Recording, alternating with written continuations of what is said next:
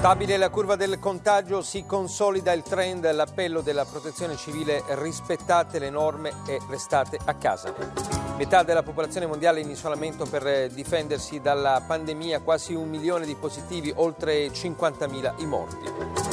Von der Leyen al TG1, aziende non licenziate dall'Unione Europea, 100 miliardi per la cassa integrazione. In diretta il ministro dell'economia Gualtieri.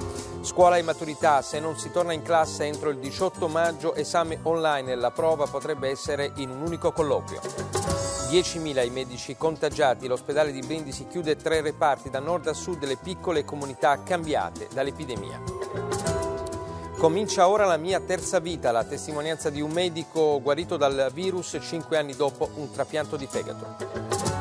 In Cina massima allerta per fermare sul nascere nuove ondate di contagi. La vita riprende il suo corso a Wuhan, ma la tecnologia e la sorveglianza digitale non si allentano, tracciando gli spostamenti delle persone. Buonasera dal TG1. Il coronavirus